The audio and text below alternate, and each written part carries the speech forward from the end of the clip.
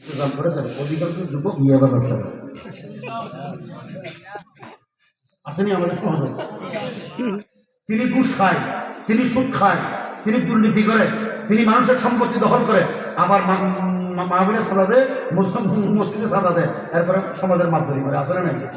তো আল্লাহ কিন্তু এইরকম করলে আল্লাহ বলেন যে এইরকম নেতৃত্ব যখন আসবে তখন আল্লাহ ভূমিকম্পের মতো আসবে।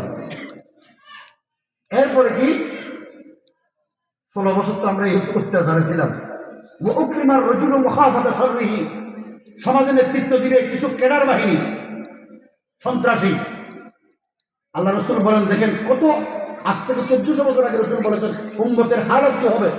কিছু সন্ত্রাসীরা সমাজের নেতৃত্ব দিবে, এই সন্ত্রাসীদের বাহিনী থাকবে, ক্যাডার বাহিনী থাকবে। এই ক্যাডার বাহিনীর বয়ে তার দাদার বয়সের মানুষ, বাপের বয়সের মানুষ, তার শিক্ষক, সমাজের মুরব্বী, তারা ওই তার ক্যাডার বাহিনীর বয়ে তাকে জিউজুর জিউজুর বলবে। আছে না? অতীতে ছিল না? ছিল কিনা? এই সন্ত্রাসীদের কারণে মাহফিল করতে পারে নাই, মসজিদে ইমাম সাহেব হক কথা বলতে পারে নাই, মাহফিলে ওলামায়ে কেরাম হক কথা বলতে পারে নাই, সমাজের মুরব্বীরা অন্যায় অনাচার দুর্নীতির বিরুদ্ধে কথা বলতে পারে নাই। ঠিক আছে? আল্লাহ রাসূল বলেন যখন এই অবস্থা হবে তখন ভূমিকম্প দিবেন। এরপরে কি বলেন?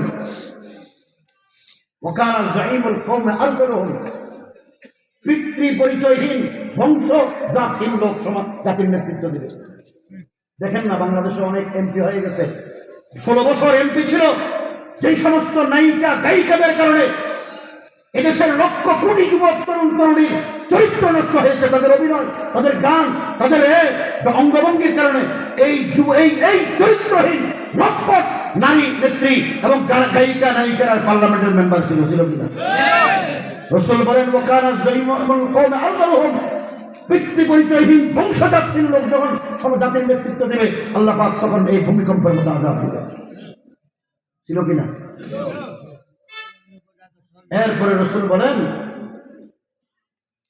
ওয়াজাহারাতিল কাইনাত ওয়াল মাআজি ওয়াশুরিবাতিল খুমুর, মানুষ মদ পান করবে ব্যাপকভাবে।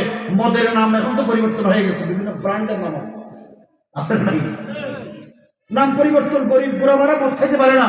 একটু করে যদি সমাজে দামি হয়, কলেজে পড়ে, ইউনিভার্সিটিতে পড়ে, নেতৃত্ব দেয়, এরা কিন্তু পারে যায়। ঠিক না বেটে?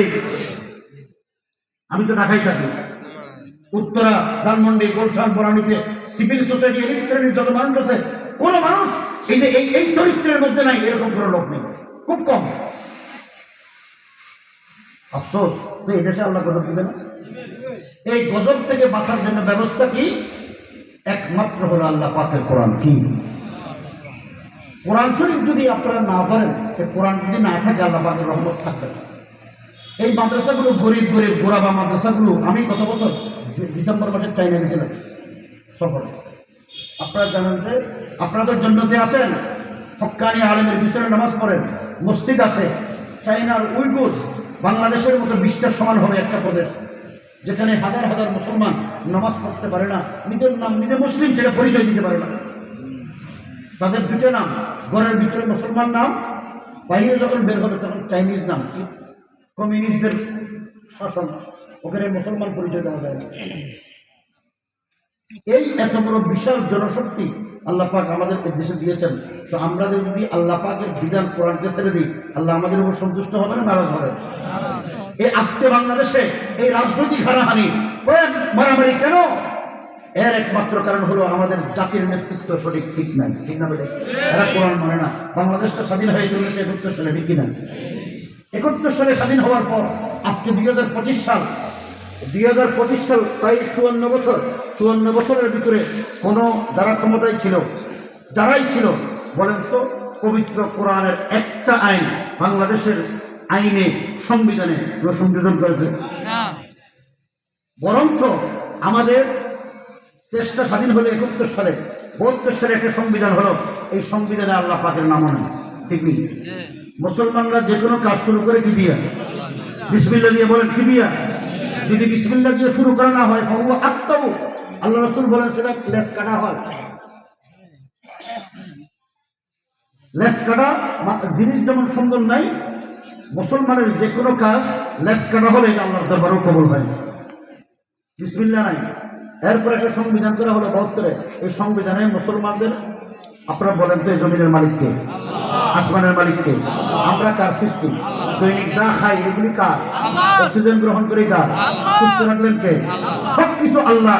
যারা ক্ষমতায় বসছিল তারাও আল্লাহ, কিন্তু তারা আল্লাহর বন্ধ হওয়ার পর আল্লাহর কোন বিধান তারা কি কায়েম করেছে?